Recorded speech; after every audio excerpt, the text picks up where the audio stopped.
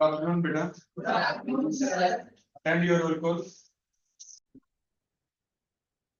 Tanisha, Zero to present, sir.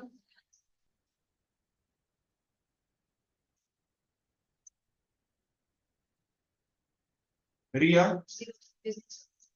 Bhumika, Zero for present, sir. Santosh, Zero by present. Aarti, 06 present, sir. Pankaj, Archana, 08 present, sir. Shyam Parik, 10 present, sir. Neha, Deepak, Anudaya, 18 present. Rakshita, Muskan, Rashi, 22 present, sir.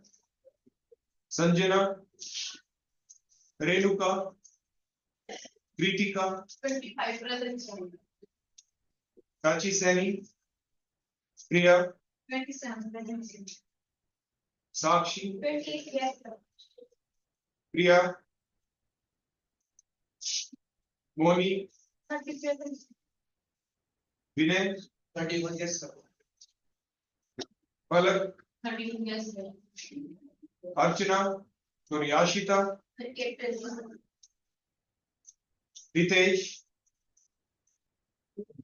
Janvi, 40 present, sir. Jatin, 41 present, sir. Twinkle, 42 present, sir. Niti, 45 yes, sir. Yogita, I guess, sir. Sapna, Yes, sir. 46. Mehak, 47 present, sir. Dipesh, Yes, sir. Vishal, Yes, sir. 50.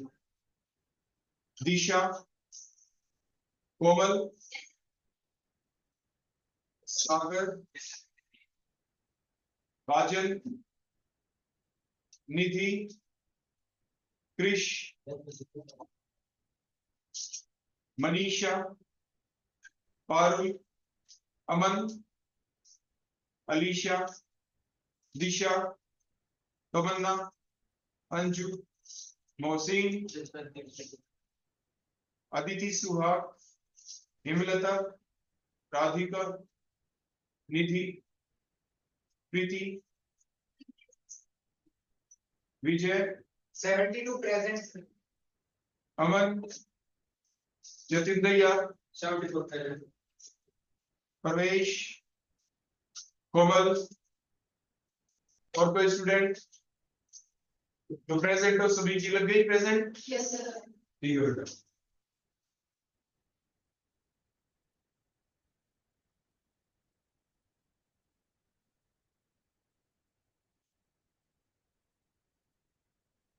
किसी बच्चे का कोई doubt अभी तक जो हमने पढ़ाया उसके अंदर से पी ब्लॉक यूनिट आपकी चली हुई है पहले आपकी ऑर्गेनिक का पार्ट हो चुका था एल्काइल एराइल हैलाइड तो यहां तक किसी भी बच्चे को जितना अब तक बताया गया कोई पूछना चाहे तो आप पूछ सकते हैं है कोई डाउट चलो ये बताओ कि लास्ट टाइम हमारा टॉपिक क्या चला हुआ है बिल्कुल लास्ट लेक्चर में यानी सैटरडे को कल तो संडे था ना Saturday was Sunday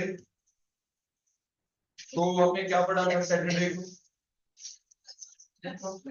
allotropy unit allotropy का टॉपिक हमने पढ़ा था Yes, sir. नहीं पढ़ा कैटिनेशन के बारे में पढ़ा था Yes, sir. चलो वो भी पढ़ा था पॉलीमॉर्फिज्म मॉलिक्यूल के फॉर्म में जब कोई स्पीसी हो जिसका डिफरेंट फॉर्म में जो अपनी एग्जिस्टेंस शो कर दे तो आप उसे पॉलीमॉर्फिज्म कह देते थे ये आपने पढ़ा था यानी स्ट्रक्चर की बातें चली हुई तो भी अपने उसी लेक्चर को आगे फर्दर प्रोसीड करते हैं पी ब्लॉक के अंदर और हमारा आज का जो पहला टॉपिक है वो होगा हाँ तो बेटा जो हमारी यूनिट है जैसे मैंने अभी आपको बताया यूनिट का नाम क्या है पी ब्लॉक एलिमेंट्स तो पी ब्लॉक एलिमेंट्स और जो पी ब्लॉक है जैसे आप पहले ही जानते हैं पीरियोडिक टेबल के अंदर इसकी जो पोजीशन है वो एक्सट्रीम राइट के अंदर है और इसके अंदर आपके जो ग्रुप हैं वो ग्रुप नंबर 13 से लेके 18 तक आपके ग्रुप हैं और उन कंपाउंड्स की हम स्ट्रक्चर डिस्कस कर रहे थे सबसे पहले हम इन डिटेल में जो आज देखेंगे हमारा जो टॉपिक होगा सबसे पहले हम आपको बताएं आज हम पढ़ेंगे सिलिकेट्स के बारे में फिर अगर समय बचा तो सिलिकॉन्स के बारे में, और उससे पहले क्योंकि वो इतने समय में तो हमारा काम हो ही जाएगा, तो हम साथ ही साथ अपने जो ग्रुप नंबर जो 18 है, ग्रुप नंबर 18, तो सबसे पहले हम उसके कुछ कंपाउंड ले लेते हैं, और जैसे ही हम इनको फिनिश करेंगे तो उसके बाद हम ले लेंगे एकदम से ग्रुप नंबर 14, कार्बन के जस्ट नीचे सिलिकॉन एक आपका एलिमेंट है, उससे रिलेटेड जो कंपाउंड है आपके सिलेबस के अंदर दे रखे हैं, कहते हैं आप उन्हें सिलिकेट्स हैं। फिर हम उनके बारे में पढ़ेंगे कि सिलिकेट्स की टाइप्स, और फिर जो सिलिकेट बनेंगे किस तरह से, उसके अंदर क्या करें हम, थोड़ा सा यानी एक्सचेंज ऑफ आयंस किस टाइप से करें कि बाद में जाके उसकी एक दो टाइप और बन जाए, वो क्या क्या टाइप बन सकती हैं, तो उनके बारे में हम देख लेंगे। तो सबसे पहले हम क्या देखेंगे, ग्रुप नंबर 18 के बारे में। तो ग्रुप नंबर 18 में अगर आप देखें तो पहला एलिमेंट बोलो बेटा कौन है, हीलियम, उसके बाद नियोन, फिर आर्गन, फिर क्रिप्टॉन, फिर जीनोन, फिर रेडोन, ऐसे आपने देखा। अब हुआ क्या कि अगर जैसे हमने पहले बताया था आपको बॉन्डिंग के बारे में कि कौन कितने बॉन्ड बना सकता है, किस टाइप के बॉन्ड किस स्पीसी के अंदर हो सकते हैं, कहीं पे आप जब रेडियाई भी आप डिटरमाइन करते थे, एटॉमिक साइज का मतलब एटॉमिक रेडियाई, तो जब वो भी आप डिटरमाइन करते थे तो आपको बताया गया था कि ग्रुप नंबर 18 के जो आपके एलिमेंट हैं, इसकी जो कॉन्फ़िगरेशन जब आप देखते हैं तो वो फुलफिल्ड कॉन्फ़िगरेशन होती है। जैसे 1s2 आ गया फुलफिल्ड, अगर आप यहाँ पे नियोन के अंदर देखते हैं तो 2s2 2p6 देखो ये आ गया, तो ये भी फुलफिल्ड कॉन्फ़िगरेशन बन गई। आगे आप नंबर बढ़ाते चले जाते हैं तो 3s2, ऐसे 3s2 क्या आएगा बोलो, 3p6। नेक्स्ट में देखेंगे तो बिल्कुल इसी टाइप से, बोलो क्या आएगा, 4s2 4p6। नेक्स्ट में आप देखेंगे तो बोलो इसी टाइप से क्या आ जाएगा, 5s2 5p6। देखो मैं थोड़ा गैप देके थोड़ा और ज्यादा गैप देके क्यों ऐसा लिख रहा हूं, मैं ऐसा इसलिए लिख रहा हूं कि इस पॉइंट को अगर हम ये मान लें कि इस पर्टिकुलर जो भी atom helium neon argon krypton xenon radon जो भी है, ये इनका मान लीजिए न्यूक्लियस वाली पोजीशन हो गई। उसके बाद ये डिफरेंट बोलो क्या होती हैं, शेल्स होती हैं। तो ताकि आपको साइज का भी अंदेशा हो जाए कि साइज देखो जीनोम का बड़ा, क्योंकि डाउन द ग्रुप जाते हैं तो आपने बेसिक चीज पढ़ी ही थी कि the next electron enters into the next succeeding shell, और जिसकी वजह से नंबर ऑफ शेल इंक्रीज हो जाती है, स्क्रीनिंग इफेक्ट बढ़ जाता है, वैलेंस शेल इलेक्ट्रॉन और न्यूक्लियस के बीच अट्रैक्शन कम हो जाती है, साइज बढ़ जाता है। और इनकी तो फुलफिल्ड कॉन्फ़िगरेशन है सभी की, ये किसी दूसरे एटम के साथ बॉन्ड भी नहीं बनाते। तो जब बॉन्ड नहीं बनाते तो अब क्या होगा, मान लीजिए हम हीलियम की बात करें तो मान लीजिए ये हीलियम, मान लीजिए मैंने न्यूक्लियस ये एटम आपका हीलियम का दिखा दिया, ये दूसरा मैंने हीलियम दिखा दिया। मान लीजिए ये मैक्सिमम पॉसिबल डिस्टेंस है इनके अप्रोच का कि इससे ज्यादा नजदीक वो आ नहीं सकते, otherwise nucleus nucleus positive positive के बीच रिपल्शन हो जाएगी। इसकी शेल के अंदर जो भी इलेक्ट्रॉन मान लीजिए मूव कर रहे होंगे, देखो इस टाइप से जो भी मूव कर रहे होंगे, है ना, ऐसे इलेक्ट्रॉन देखो जो ऐसे मूव कर रहे होंगे, ऐसे इलेक्ट्रॉन जो मूव कर रहे होंगे, तो नजदीक इलेक्ट्रॉन इलेक्ट्रॉन रिपल्शन भी हो जाएगी इनके बीच में। तो अब ये एक डिस्टेंस है पार्टिकुलर जो आ सकते हैं। अब होगा क्या, जब ये एक दो एटम एक दूसरे के नजदीक आते हैं तो उसके दौरान क्या होता है, उसके दौरान कुछ ऐसा होता है कि इसके इलेक्ट्रॉन इनको रिपेल करते हैं।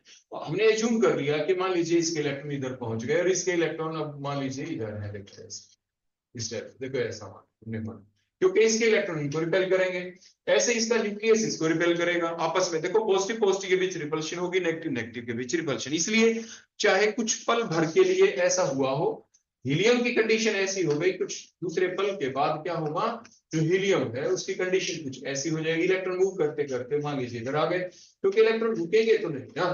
तो अब ये इलेक्ट्रॉन इधर आ गया, अब इसके इलेक्ट्रॉन और इसके न्यूक्लियस के बीच अट्रैक्शन थी, पहले इसके इलेक्ट्रॉन और इसके न्यूक्लियस के बीच अट्रैक्शन थी ना।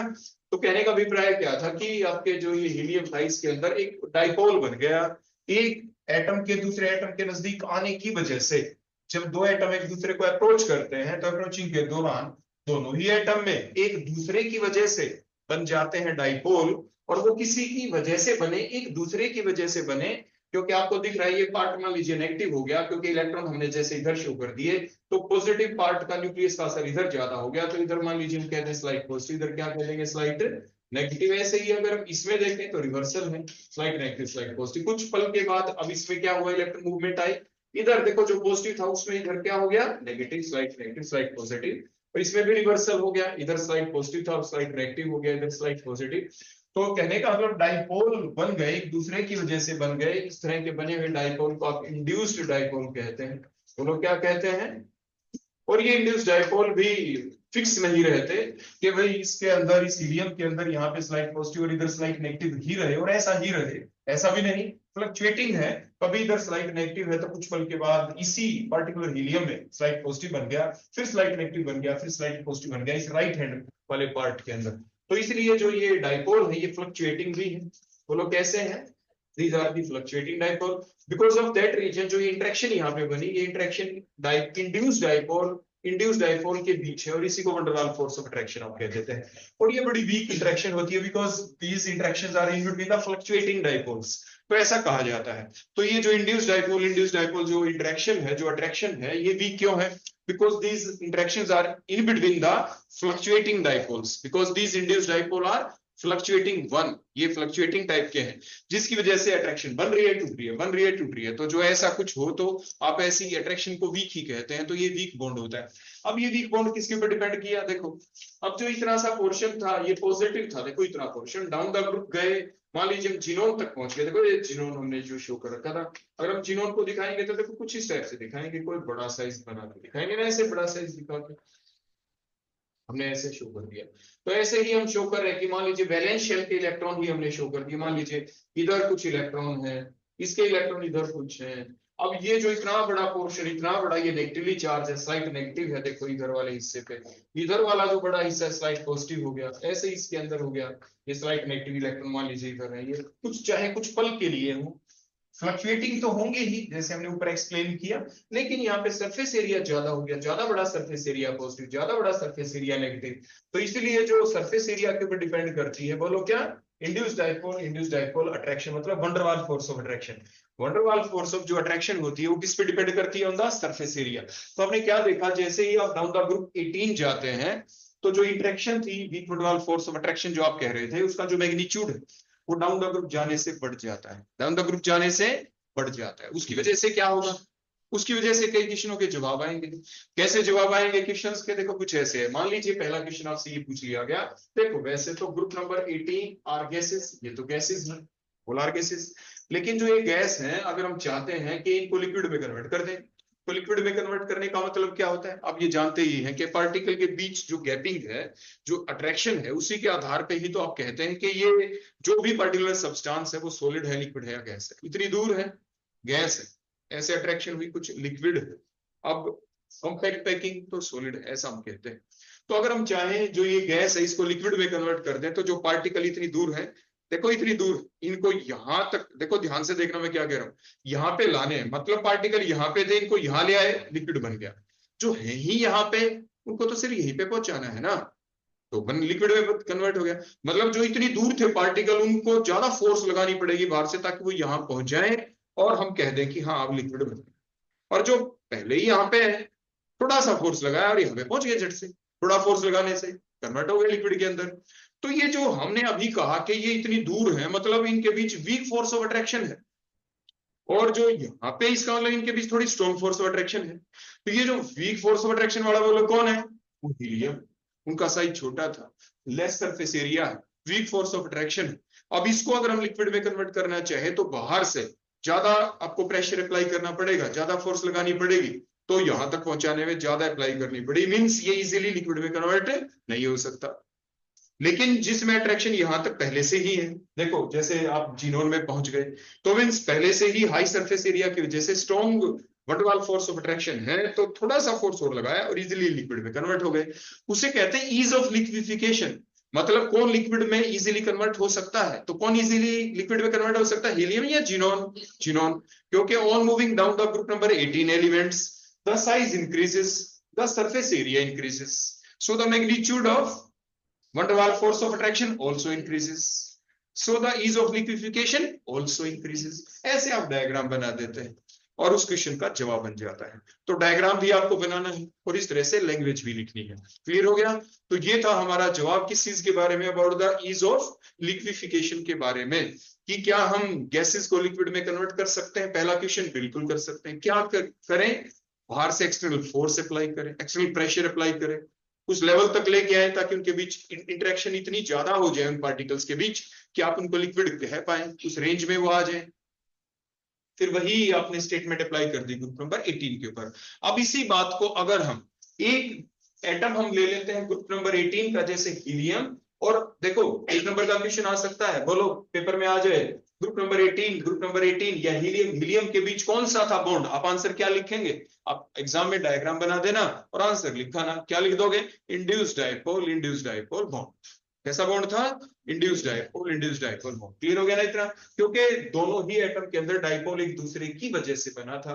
किसी की वजह से हो जाए कोई काम तो कहते हैं उसने इंड्यूस कर दी वो चीज उसमें, तो इसलिए इंड्यूस डाइपोल कह रहे थे। लेकिन आप ध्यान से देखना, मैं देखो इधर वाला आधा पोर्शन हटा देता हूं, मैं बीच की जो बातें थी फ्लक्चुएटिंग डाइपोल वगैरह जो लिखा था मैं उसको भी हटा देता हूं। अब हमारे पास फॉर एग्जाम्पल एक हीलियम रह गया और दूसरा बोलो कौन रह गया?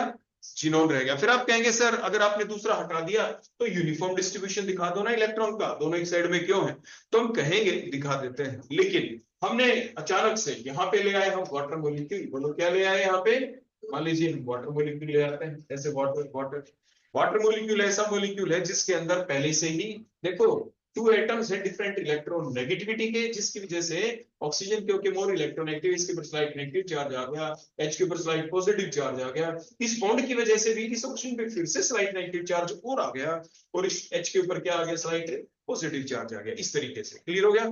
ऐसे ही हम यहाँ पे दिखा देते हैं स्लाइट नेगेटिव स्लाइट पॉजिटिव, इस बॉन्ड की वजह से भी स्लाइट नेगेटिव और स्लाइट पॉजिटिव। ऐसा हो गया।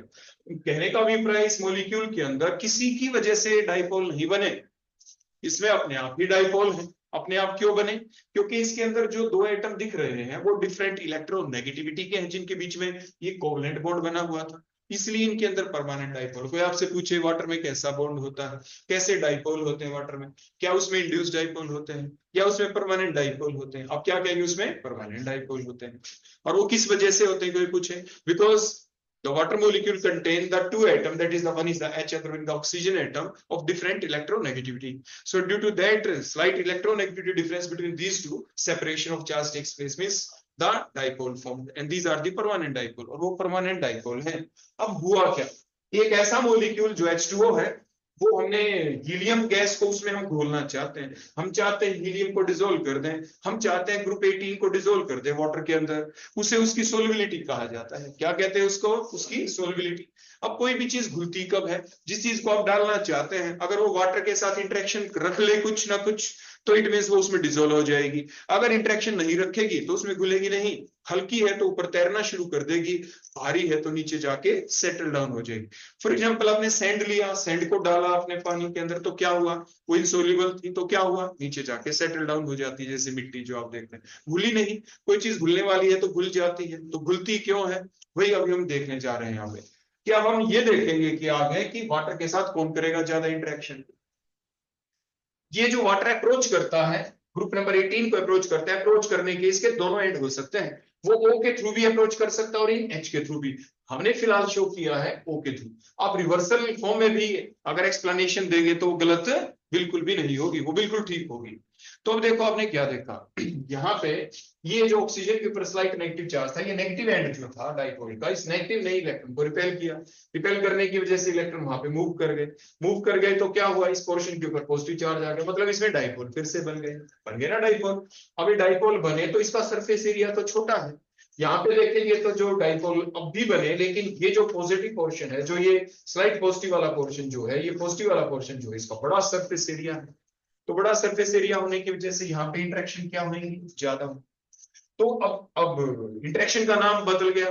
पहले जब हीलियम के बीच जब हम बॉन्ड बोल रहे थे उस बॉन्ड का क्या था नाम? Induced dipole bond. अब क्या बोलेंगे? Induced dipole bond. तो अब ये जो इंटरेक्शन है, अभी इस इंटरेक्शन का नाम क्या होगा? इंड्यूस्ड डाइपोल, डैश करके फिर दोबारा से क्या लिख देंगे? डाइपोल। इंड्यूस्ड डाइपोल बॉन्ड, ये इसका नाम हो गया। तो मीन्स क्या, वो वही बातें, वही लैंग्वेज जो भी हमने लिखी थी, डायग्राम तो ये बना देंगे। ये डायग्राम बनाने के बाद फिर से लिख देंगे। बोलो क्या लिखेंगे आप? कि on moving down the group number 18 elements the size increases, बढ़ता हुआ आपने दिखा ही दिया, the size increases and thus the magnitude of induced dipole bond also increases, so the solubility also increases. ऐसे आपको जवाब देना। क्लियर हो गई ना बातें? तो दो क्वेश्चन आपने अभी यहाँ पे देखे, वो दो कौन से देखे?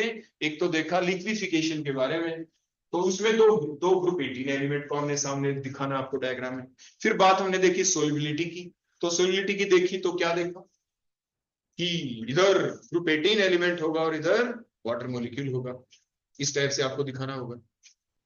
कोई आपसे पूछे ये कम सोल्यूबल क्यों है, तो कहेंगे क्योंकि इनके बीच में वीक इंटरेक्शन, मतलब induced dipole dipole interaction is a weak interaction, उतनी ज्यादा स्ट्रॉन्ग है नहीं, तो कम सोल्यूबल होते हैं। डाउन द ग्रुप जाए तो सोलिबिलिटी बढ़ जाती है, क्योंकि जो मैग्नीट्यूड है इंड्यूस्ड डाइपोल डाइपोल बॉन्ड का, वो मैग्नीट्यूड बढ़ जाता है, इसलिए सोलिबिलिटी भी क्या हो जाती है?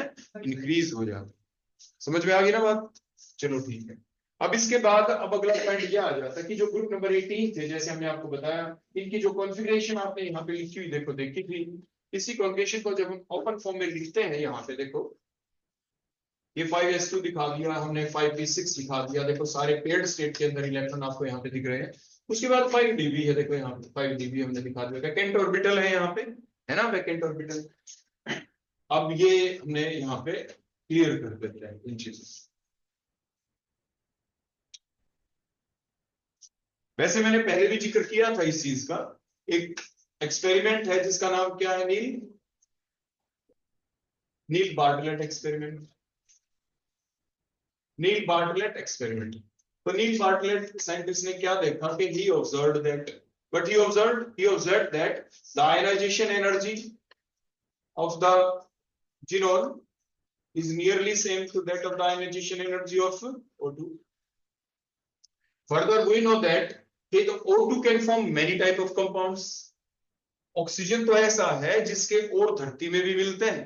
और का मतलब क्या होता है? देखो दो चीज होती है, एक मिनरल, दूसरा और। मिनरल का मतलब जितने भी कंपाउंड है जो अर्थ क्रस्ट के अंदर मिलते हैं, वो सारे हमारे मिनरल्स हैं, वो हमारे खनिज लवण मिनरल्स हैं। तो उन्हें एक्सट्रैक्ट किया जाता है और उन्हीं को एक्सट्रैक्ट करके वहीं से तो एलिमेंटों की एक्सट्रैक्शन की जाती है, जो मेटलर्जी वाली यूनिट में आप पढ़ते हैं। तो मिनरल हो गए। अब उन मिनरल के अंदर से देखो, मान लीजिए अब क्या हुआ कि जो मिनरल था, हमने धरती के अंदर से एक मिनरल ले लिया, उसमें भी कॉपर है, दूसरा मिनरल लिया उसके अंदर भी कॉपर है, थर्ड मिनरल लिया उसके अंदर भी कॉपर है। उन तीनों मिनरल के ऊपर तीन अलग अलग बंदों ने काम किया, या उसी सेम बंदे ने काम किया अलग अलग टाइम के ऊपर। पहले जो पहला मिनरल था सेम अमाउंट में लिया हमने, अलग अलग भी नहीं लिया, सेम अमाउंट में लेके एक्सट्रैक्शन जब उसकी की, वहां से लेके अब उसके अंदर से प्योर कॉपर एक्सट्रैक्ट करना चाहते हो, वहां तक जो एंड स्टेप थी, जिसे मेटलर्जिकल प्रोसेस कहा जाता है, जब हमारे पास वो प्योर फॉर्म के अंदर एलिमेंट आ गया, उसके ऊपर कोई ना कोई खर्चा तो लगा, ऐसा तो खर्च हुआ होगा। ऐसा तो है नहीं कोई झाड़ फूक वाले थे ऐसा किया, आजा कॉपर निकल गया, ऐसा तो होगा नहीं ना बेटा। तो ऐसे ही दूसरे मिनरल के अंदर से हमने फिर से वो कॉपर ऑब्टेन कर लिया, तीसरे के अंदर से भी देखा, फिर देखा सभी के अंदर से कितना खर्चा लगा। तो इन तीन जो मिनरल थे, mineral number 1, mineral number 2, mineral number 3, out of these 3 mineral which mineral gives which mineral gives the element in purest form in economical way? Economical का मतलब सस्ते तरीके से, उस पर्टिकुलर मिनरल को कह देते हैं और जो दूसरे थे मिनरल जिनके ऊपर ज्यादा खर्चा लग के हमें सेम एलिमेंट मिल रहा था, उनको और नहीं कहेंगे। कहने का मतलब ये सारे मिनरल थे, लेकिन वो सारे के सारे मिनरल और नहीं हो सकते, तो क्योंकि और वो मिनरल होता है जिसके अंदर से हम एलिमेंट को इकोनॉमिकली बेनिफिशियली एक्सट्रैक्ट कर लेते हैं, तो उसे और कहा जाता है। इसलिए तो एक स्टेटमेंट बनती है कि ऑल मिनरल्स आर और but reverse is not true, ऐसा कहा जाता है। ठीक हो गया ना? तो कहने का अभिप्राय क्या था कि जैसे ऑक्सीजन है, जैसे बातें कर रहे थे, दोनों की आयनाइजेशन एनर्जी सेम है। जब ऑक्सीजन ढेर सारे कंपाउंड बना देता है, तो जब आयनाइजेशन एनर्जी का मतलब क्या होता है कि कितनी एनर्जी हम दें। जैसे हमारे पास ये एटम हो गया, एटम की वैलेंस शेल हो गई, एटम भी गैसीय स्टेट के अंदर हो गया, और इसकी वैलेंस शेल के अंदर से इस अट्रैक्शन को तोड़ने के लिए कितनी देर बाहर से एनर्जी के वैलेंस शेल का इलेक्ट्रॉन निकल जाए, तो इस देने वाली एनर्जी को कहते क्या है? Ionisation energy. तो ये आयनाइजेशन जो एनर्जी है, ये ऑक्सीजन और जिनोन की जब हो गई सेम, तो जब ऑक्सीजन कंपाउंड बना सकता है तो जिनोन क्यों नहीं? As the ionisation energy of xenon is nearly same to that of the oxygen, as oxygen can form many compounds, then why genome cannot? So on that particular data, means ionization energy of genome is nearly same to that of the ionization energy of oxygen. The Neil Bartlett tried for the some reaction of xenon. So what will happen? अब क्या हुआ उसके बाद, वो चीज हम आपको पहले थोड़ा नीचे बताते हैं। देखो होता क्या है।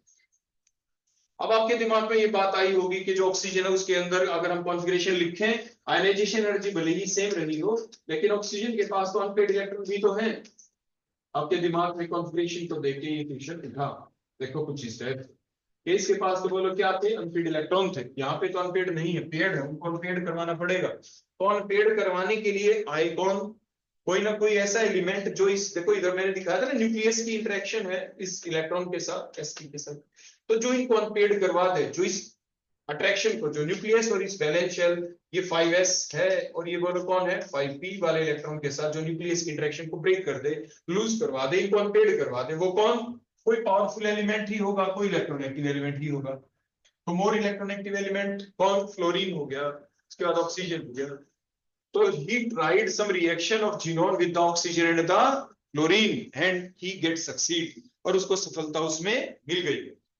And after that a large number of compound of xenon are prepared like XeF2, XeF4, XeF6, XeO3, XeO2F2 like that। यानी काफी सारे कंपाउंड उसके बाद सिंथेसाइज कर लिए गए थे, ये सारा एक्सपेरिमेंट होने के बाद। अब जितनी बातें मैंने आपके सामने बोली, अगर एग्जाम में आ जाए explain the Neil Bartlett experiment, तो ये सारी बातें यूं की यूं आपको अपनी कॉपी के अंदर लिखनी है, बिल्कुल सारी बातें।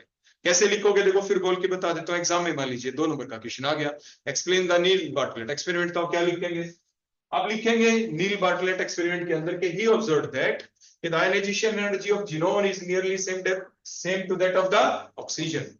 आप पहली लाइन में ऐसा लिखेंगे और उसके बाद ऐसे आप मैथमेटिकल तरीके से ऐसा कुछ लिख देंगे उससे अगली लाइन में। उसके बाद लिखेंगे as the ionization energy of oxygen is like that of the xenon, so the xenon must form some compounds, ऐसा आप लिख देंगे। So he tried the reaction of xenon with more electronegative element like fluorine and oxygen, because these more electronegative element fluorine and oxygen can unpair the paired electron of xenon। तो आप ये configuration लिख देते हैं और ऐसे आप arrow लगा के दिखा देते हैं, ऐसा आप लिख देंगे, ठीक हो गया। उसके बाद फिर आप नीचे लिख देंगे he get succeed, उसको क्या मिल गई, सफलता मिल गई। and he prepared the large number of compound like, फिर नाम लिख देंगे कंपाउंडों के, like XeF2, XeF4, XeF6 like that, ऐसे करके आप कंपाउंडों के नाम लिख देंगे। तो वो आपके इस क्वेश्चन का जवाब बन जाएगा। इस तरीके से आपका एग्जाम में लिखना होगा। उसके साथ ही साथ अब लेकिन नील बार्टलेट ने जो सबसे पहले जो रिएक्शन की थी ना, वो किसके साथ की थी, वो भी एक जिक्र हमें बीच में करना पड़ेगा। जो मैंने कहा ना ही ट्राइड, तो उसने क्या किया, सबसे पहले ऑक्सीजन की जो रिएक्शन थी उसने PTF6 के साथ की, जिसमें फ्लोरीन भी था। एक कंपाउंड लिया और एक ऑरेंज कलर का कंपाउंड मिला, मींस ये कंपाउंड मिल गया O2 और PTF6, because fluorine is more electronegative element than the oxygen one. तो फ्लोरीन ही एक ऐसा कंपाउंड है, देखो हम आपको ये बता दें कि ऑक्सीजन है ना, ऑक्सीजन ये पॉजिटिव और नेगेटिव दोनों ऑक्सीडेशन स्टेट शो कर सकता है। ऑक्सीजन से जो इलेक्ट्रॉन छीन सकता है वही एक ही एलिमेंट है, वो कौन, वो है फ्लोरीन। तो जब कभी भी ऑक्सीजन के कंपाउंड फ्लोरीन के साथ बनेंगे, जैसे OF2 बन गया, तो फिर क्या होगा, उस कंपाउंड के अंदर ऑक्सीजन के ऊपर होगा पॉजिटिव चार्ज, फ्लोरीन पे नेगेटिव। तो means fluorine, oxygen can show the positive oxidation state only with the fluorine. बोलो क्यों, because fluorine is more electronegative than oxygen, ऐसा। तो सिमिलरली जो ये रिएक्शन यहाँ पे करके देखी, ऑक्सीजन की रिएक्शन जब करके देखी PTF6 के साथ, तो ये इसके ऊपर पॉजिटिव चार्ज है, इसके ऊपर नेगेटिव चार्ज है, यहाँ पे ऑरेंज कलर लिख देंगे, ऑरेंज PPT बन गए। Similarly when he react xenon with PTF6, तो similar type of orange compound is obtained, means Xe हो गया, इसके ऊपर पॉजिटिव चार्ज हो गया। ये बोलो कौन बन गया, PTF6 से नेगेटिव, तो सेम कंपाउंड बन गया, मींस ऑरेंज कलर का कंपाउंड बन गया। तो उसे क्या लगा कि हाँ xenon भी रिएक्ट कर सकता है, उसके अंदर भी टेंडेंसी है कुछ कंपाउंड बनाने की। तो जो एक्सपेरिमेंट करके देखा था नील बार्टलेट ने, वो ये 2 रिएक्शन उसने सबसे पहले करके देखी थी, जिसमें रेडिश ऑरेंज कलर के PPT यानी बन गए थे, ऑरेंज रेडिश कलर का कंपाउंड बन गया था। तो वो बनने के बाद ही उसके दिमाग में आइडिया आया कि हाँ जब ये कंपाउंड बन गया तो अब xenon के भी कंपाउंड बना के देखते हैं, और वो बात उसने ले ही ली कि अनपेड करवाने पड़ेंगे इलेक्ट्रॉन, इसलिए उसने फ्लोरीन के साथ रिएक्शन की, ऑक्सीजन के साथ रिएक्शन की, और तभी वो कंपाउंड बने थे XeF2, XeF4, XeF6 like that, ऐसे। क्लियर हो गई ना बात। तो ये रिएक्शन भी आपको लिखनी पड़ेगी नील बार्टलेट एक्सपेरिमेंट के अंदर। अब यहां तक कोई डाउट तो मेरे से पूछें। पूछना बेटा किसी को? कुछ पूछना है तो आप पूछ सकते हैं, नहीं तो अब हम जीनोम के जो कंपाउंड हैं उनकी स्ट्रक्चर देखेंगे।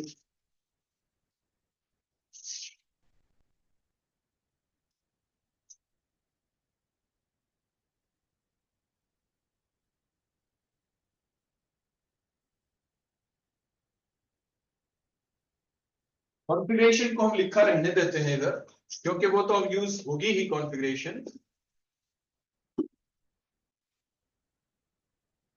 देखो अब हम सबसे पहले यहाँ पे कंपाउंड लेंगे HCF2। फर्स्ट कंपाउंड बोलो हमने कौन लिया? HCF2। HCF2 में भी जैसे आप नाम लिख देंगे, उसके बाद आपका पहला पर्पस होता है उसकी कॉन्फ़िगरेशन लिखना। तो आपने देखो कॉन्फ़िगरेशन लिख दी यहाँ पे जीनोम की, जैसे हमने पहले से ही लिख रखी है। वैलेंस ओपन फॉर्म में भी लिख दिया, वैलेंस शेल को हमने शो कर दिया। अब जैसे कि मैंने आपको पहले बताया था, जो सेंट्रल एटम के साथ जो नेबरिंग एटम होगा उसकी कॉन्फ़िगरेशन भी हमें लिखनी होगी। उसकी देखो मैं थोड़ी यहाँ पे लिख देता हूँ, 1s2 2s2 2p 5 हमने लिख दिया, क्योंकि इसके द्वारा भी तो हम देख पाएंगे ना कि नेबरिंग एटम कितने बॉन्ड बनाना चाहता है। मैंने लास्ट टाइम भी आपको बताया था। तो एक फ्लोरीन एक ही बॉन्ड बनाएगा। HCF2 में 2 फ्लोरीन है, तो 2 फ्लोरीन कितने बॉन्ड बनाएंगे? 2 बॉन्ड। तो जीनोम के पास कितने अनपेड इलेक्ट्रॉन होने चाहिए? 2 ही होने चाहिए। तो आप यहाँ पे फिर वो लाइन लिख देते हैं, जैसे मैंने पिछली बार भी आपको बताया था। बोलो आप कैसे लिखते हैं? In presence of 2f atom, in presence of 2f atoms, the valence configuration of बोलो किस चीज की? जीनोम की। The valence configuration of genome becomes कुछ ऐसी हो जाएगी। देखो आपने यहाँ पे s के इलेक्ट्रॉन, क्योंकि इसका पेनिट्रेशन पावर ज्यादा है, इनको तो आप एक्साइट करेंगे नहीं। p वाले इलेक्ट्रॉन भी आप एक्साइट कर सकते हैं। तो जो 6 इलेक्ट्रॉन थे, देखो ये इनमें से एक इलेक्ट्रॉन आगे देखो जंप कर गया। देखो d के अंदर हमने जंप करते हुए दिखा दिया, यहाँ पे चला गया। तो आपने क्या देखा? एक s हो गया, 3 p हो गया, एक db हो गया यहाँ पे, है ना? एक s है, 3 p है और एक d में ही तो गया वो इलेक्ट्रॉन। तो जिसकी वजह से अब क्या होगा? यहाँ पे एक जीनोन आ गया आपका, 2 अनपेड इलेक्ट्रॉन हो गए, 1 अनपेड, सेकंड अनपेड हो गया। यहाँ पे फ्लोरीन आ गया, अनपेड इलेक्ट्रॉन लेके म्यूचुअल शेयरिंग हो गई। म्यूचुअल शेयरिंग हो गया, हम डॉट से दिखा रहे हैं। तो ये डॉट का मतलब इलेक्ट्रॉन है, इलेक्ट्रॉन ऑर्बिटल के अंदर ही है। कभी सोचो ये तो ऐसे ही हवा में, ऐसा नहीं होता।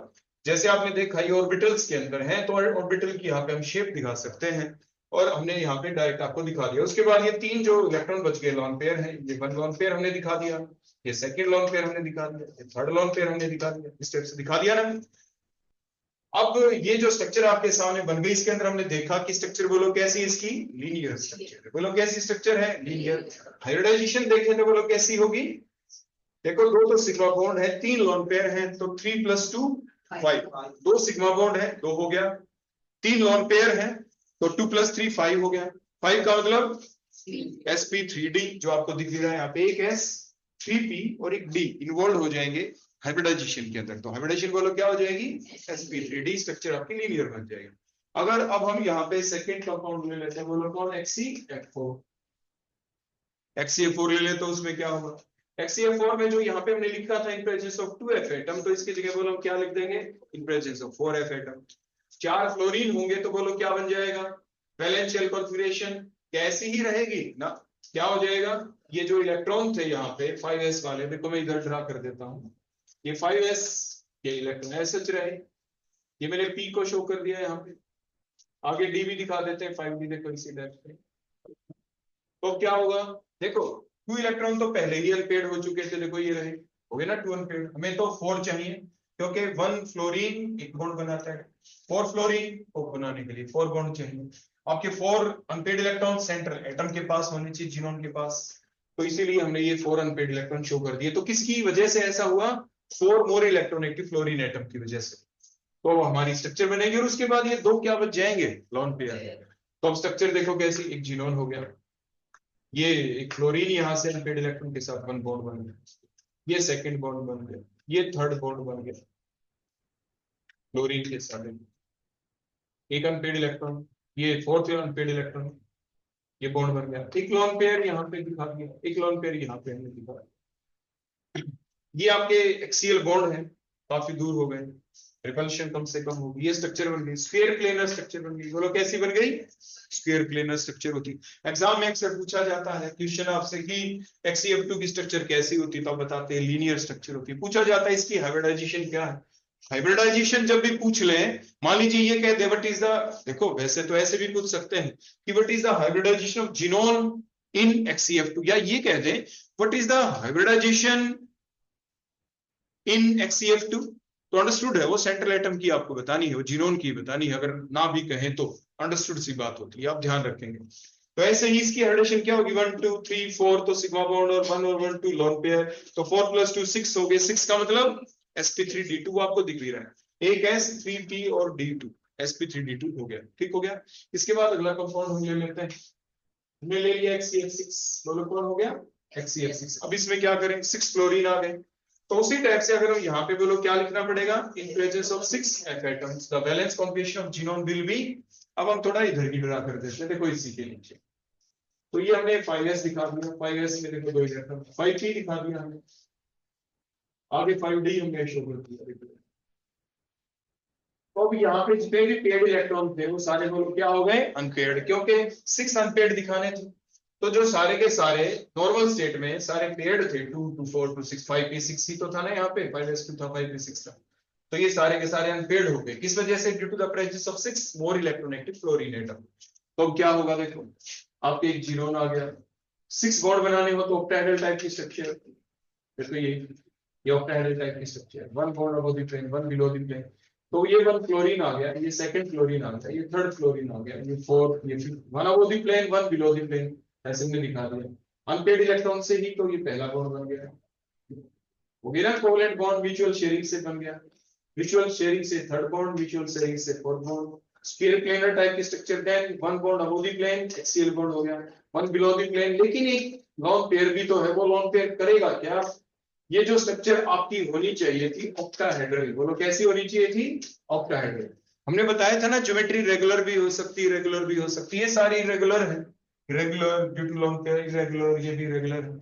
अगर 6 बॉन्ड ही होते तो उसे आप ऑक्टाहेड्रल स्ट्रक्चर कहते हैं, लेकिन लॉन पेयर आ गया तो आप इस स्ट्रक्चर का नाम रख देते हैं डिस्टोर्टेड ऑक्टाहेड्रल स्ट्रक्चर। बोलो कैसी हो गई, ये डिस्टोर्टेड ऑक्टाहेड्रल स्ट्रक्चर हो गई। जैसे यहाँ पे आपने देखा था ये स्फीयर प्लेनर स्ट्रक्चर है, यहाँ पे बोलो कैसी थी इसकी, स्फीयर प्लेनर थी, ये लीनियर स्ट्रक्चर है। नहीं तो नॉर्मल कंडीशन में देखते तो हाइब्रिडाइजेशन के आधार पे ही तो स्ट्रक्चर होनी चाहिए। अगर आप ये देखते पहले वाली कि जिसमें 2 + 3 5 था, 5 था, तो आपने देखा था sp3d है, तो sp3d 5 होते तो क्या होता, ट्राइगोनल बाइपिरामिड नाम की स्ट्रक्चर बननी चाहिए थी, लेकिन वो तो है नहीं। स्ट्रक्चर बोलो कैसी रही, लीनियर। अगर आप यहाँ पे देखते तो sp3d2 है, मतलब 6 हो गए, 6 तो मतलब ऑक्टाहेड्रल होनी चाहिए, लेकिन वो तो नहीं है। स्ट्रक्चर कैसी है, स्क्वायर प्लेनर है। रेगुलर ज्योमेट्री के अनुसार अगर आप देखते तो ऑक्टाहेड्रल होनी चाहिए थी, रेगुलर ज्योमेट्री के अनुसार देखते तो ट्राइगोनल पिरामिड होनी चाहिए थी, लेकिन लीनियर है, ऑक्टाहेड्रल नहीं, स्क्वायर प्लेनर है। यहाँ पे 7 है, 7 बोलो कितने हो गए, 3 3 6 और 7 पोजीशन है इनकी, 7 है ना, क्योंकि 6 तो बॉन्ड हो गए, एक 7 होते तो क्या होता बोलो, तो आपकी ये बनती है 7 sp3 और d3, 3 3 6 और एक 7, तो मतलब आपकी एक्चुअल में देखते तो इस तरह से आप कोई पेंटागन बनाते, पेंटागन बनाने के बाद ये सेंट्रल एटम होता है यहाँ पे कोई, और ये पेंटागोनल, और एक पिरामिड ऊपर होता है एक नीचे होता है, तो आप उसे पेंटागोनल बाई पिरामिड कह देते हैं, 7 होते तो। ये नॉर्मल नाम है ज्योमेट्री के, जो नॉर्मल ज्योमेट्री जब होती है तो नॉर्मल ज्योमेट्री के अनुसार उसका क्या नाम होना चाहिए। अगर वही नाम है, वही नाम कब होगा, जब सारे के सारे सिंपल कोवेलेंट बॉन्ड होंगे, है ना। कोई लोन पेयर की अगर कोई पोजीशन आ गया, कोई लोन पेयर आ गया उस जगह के ऊपर, तो वो नॉर्मल कंडीशन नहीं रहेगी, हट जाएगी, तो नाम बदल गया आपका। तो इसी टाइप से इनके बदले हुए ये नाम थे। अब हम चलते हैं अपने अगले नाम की तरफ। अगला नाम हम ले लेते हैं यहाँ पे XeO3, वो लोग क्या ले लेते हैं, XeO3, बस 1 मिनट वेट हो, ठीक है ना, सिर्फ 1 मिनट। तो XeO3 ले लिया, तो XeO3 में भी आप बड़े ध्यान से देखें, बोलो कितने, एक ऑक्सीजन कितने बॉन्ड बनाती है, तो ये कैसे पता चलेगा, कॉन्फिगरेशन लिख के हमने ऑक्सीजन की कॉन्फिगरेशन लिख दी, 1s2 2s2 2p4, और आपने इसमें क्या देखा, S में 2 इलेक्ट्रॉन है और P में बोलो कितने इलेक्ट्रॉन है, 4, देखो ऐसे 4 इलेक्ट्रॉन है, तो हमने क्या देखा, जो नेबरिंग एटम है उसको भी तो देखना जरूरी है। एक ऑक्सीजन कितने बॉन्ड बनाती है, एक ऑक्सीजन 2 बॉन्ड बनाती है। तो जो हमने यहाँ पे लिखा था, एक ऑक्सीजन 2 बॉन्ड बनाएगी, HCO3 में 3 ऑक्सीजन है, तो 3 ऑक्सीजन कितने बॉन्ड बनाएगी, 6। इन प्रेजेंस ऑफ, जो हम यहाँ पे बोलो की बार क्या लिख देंगे, 6 O एटम, 6 ऑक्सीजन एटम। तो क्या होगा, कितने अनपेड इलेक्ट्रॉन होने चाहिए, 6 वाली जगह कहाँ पे दिख रही है बोलो, जहाँ पे 6 दिखे, कौन सा डायग्राम था वो हमारा, ये रहा। देखो ये रहा 6 वाला, हो गया ना। तो 6 बॉन्ड बनाएंगे। तो देखो ये हमने बना दिया एक, इसको देखो यहां से क्लियर कर दें। अब देखो क्या हुआ, एक जीनोन को हमने लिखा है यहाँ पे, 3 ऑक्सीजन है, 1 2 3, लेकिन ऑक्सीजन क्योंकि स्मॉल साइज का एटम है, ये मल्टीपल बॉन्ड भी बना सकता है, तो ऑक्सीजन को तो 2 बॉन्ड बनाने थे, मल्टीपल बॉन्डिंग हो गए। 6 बॉन्ड बनाने के बाद एक क्या बच गया, लोन पेयर बच गया, पिरामिडल टाइप की स्ट्रक्चर होगी। बोलो कैसी हो गई, आगे ना बेटा बात समझ में। तो इस तरह से ये डिफरेंट कंपाउंड थे। और भी कोई बचा हुआ हो तो आप घर पे जाके देख लेना और मेरे से पूछ सकते हो। ठीक हो गया, आज के लिए इतना ही। अब आप अपनी इंग्लिश की क्लास में जा सकते, कोई डाउट हो तो आप मेरे से पहले पूछ लें, कोई डाउट हो तो बेटा पूछें आप। ठीक हो, आप जा सकते।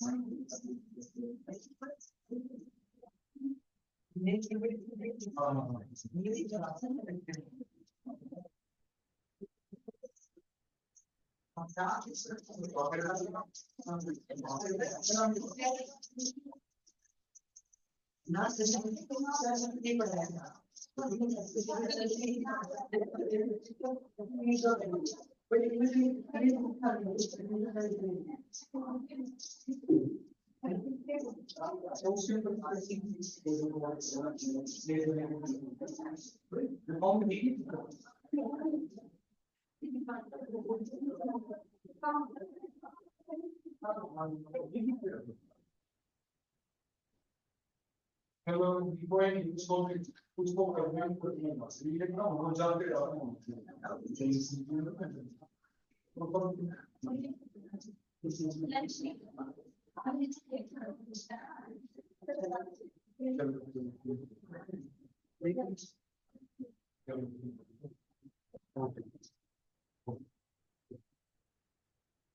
So the calculation is